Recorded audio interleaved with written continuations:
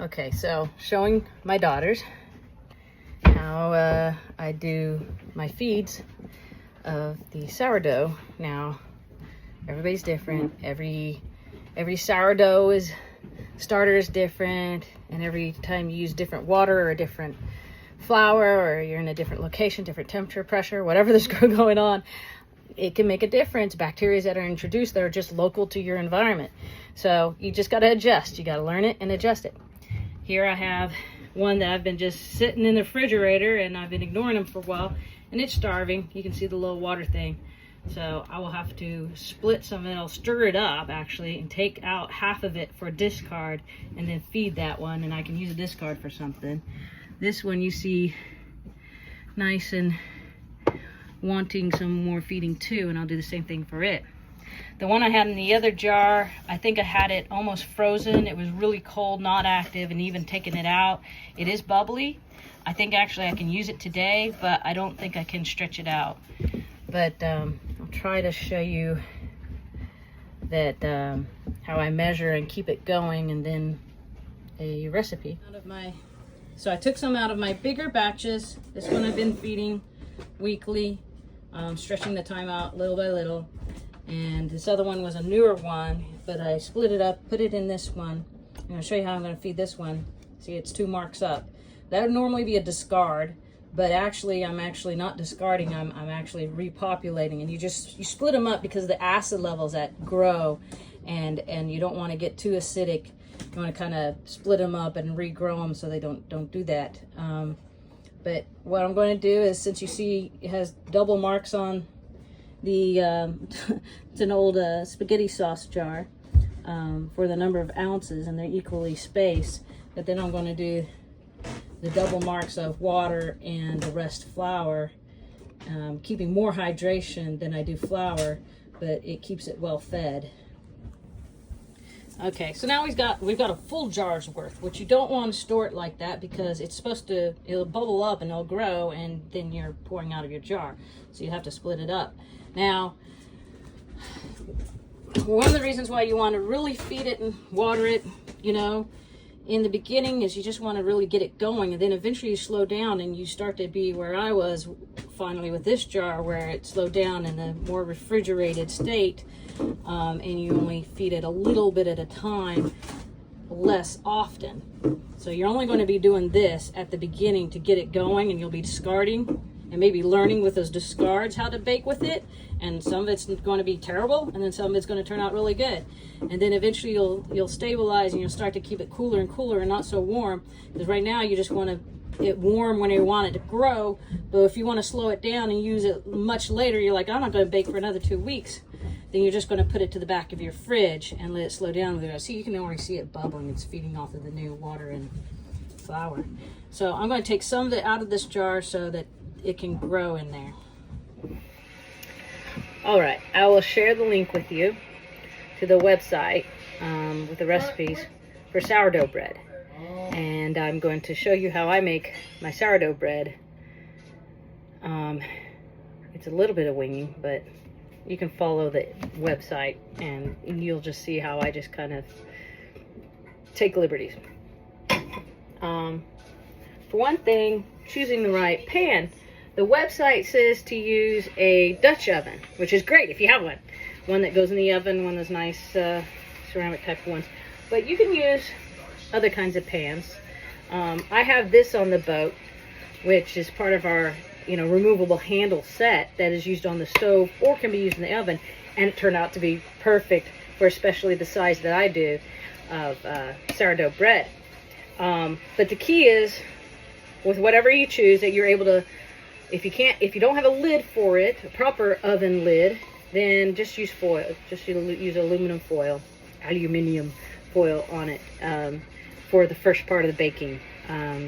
What's important is that it keeps the moisture in for the first 20 to 30 minutes, and then you remove that lid or foil and do another 20 to 30 minutes, depending on the size of the bread. You got to adjust your times if you do a really big loaf. But I will show you the standard loaf I use for this. I have a lot. I have this whole big jar full of sourdough starter. I can't use all of it. So I will use a portion of it. And the websites and all the measurements will say basically in grams that you're going to measure how much starter you have, and then determine the flour, or measure how much flour you want to put, how big a loaf you want to do, and then do the amount of starter with that and the amount of water. But I do like to start with what they say is to autolyze. You don't have to do this step, but autolyze is when you start with flour and water, mix that up, and set that aside for an hour or two. And that means that the flour with the water mixed into it starts to build its gluten.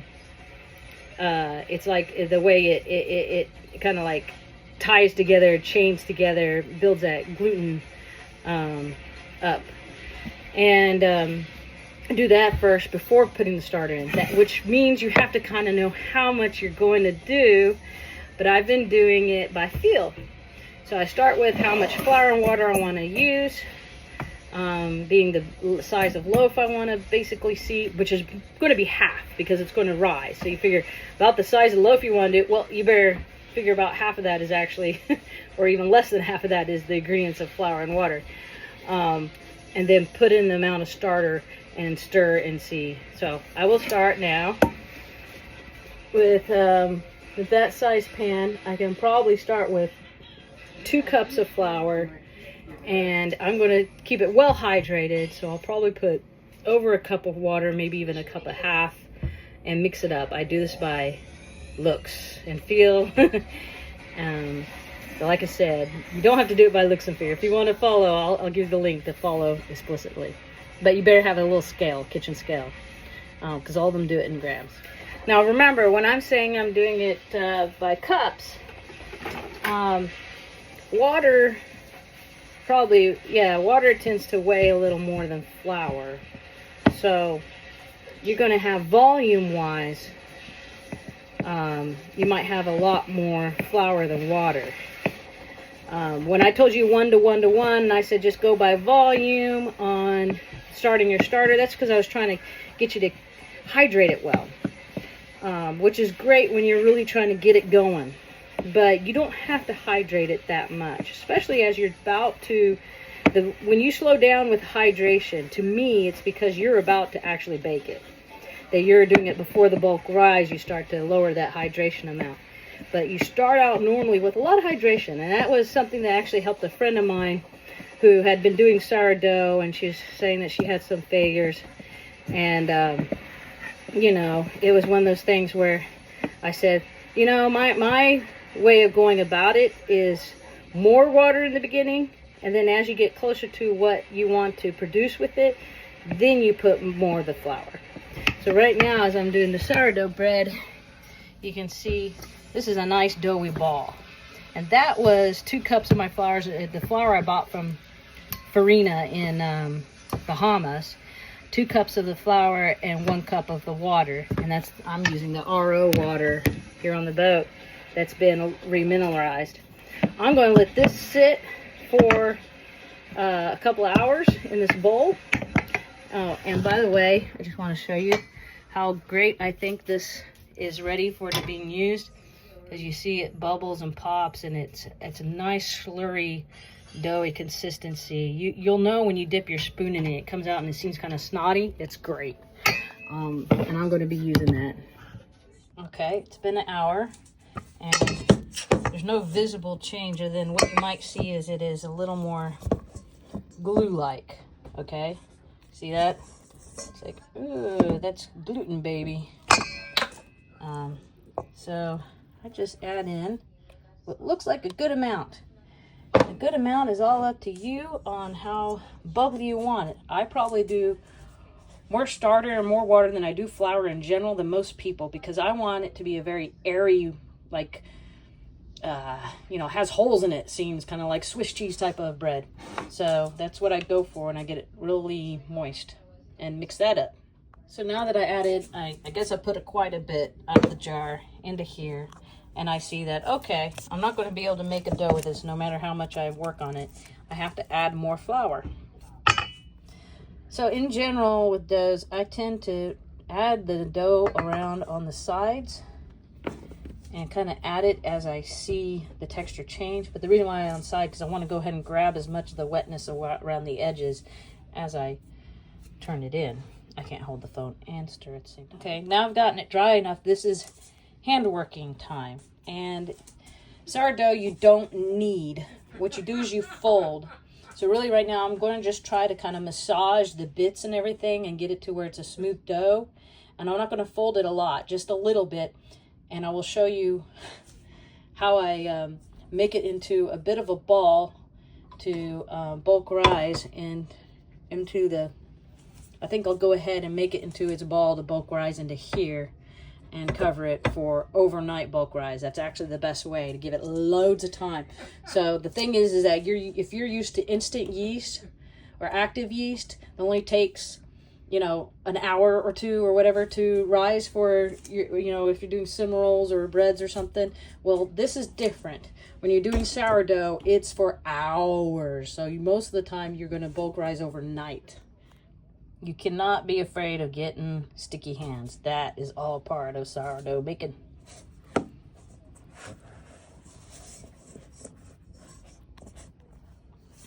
Let's see if I can do it like this. Okay, so here's a ball of dough. And actually I'm going to just rise it in here. So I can cleanly in the morning see if I need any more additional flour just to make it a doughy ball again. Because when it rises in the morning, you'll see it's going to be very fluffy but a little too wet. It's funny how that works out.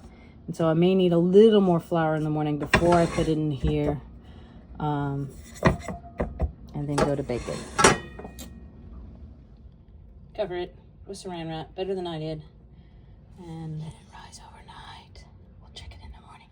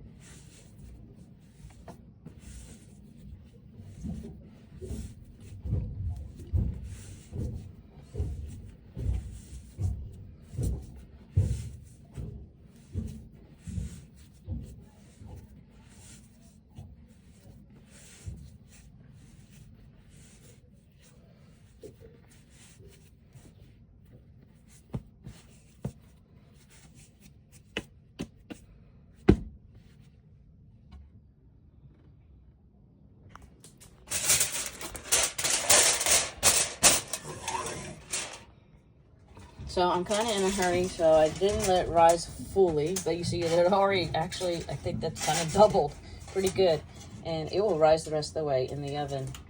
So I'm going to put it in, I'm going to fully cover it, and squeezing on the foil, and I'm going to set an alarm for 30 minutes. I like to do 30 minutes with it covered, and then I remove it and do the rest of the baking.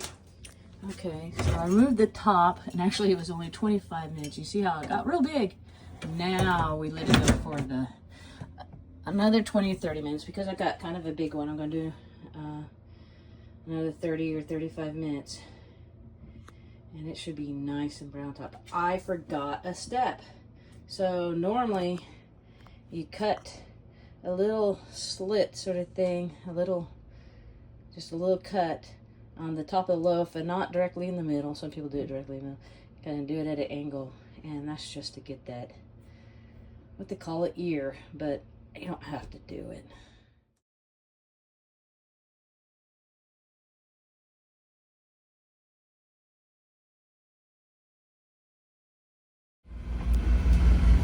Biggest loaf I've done.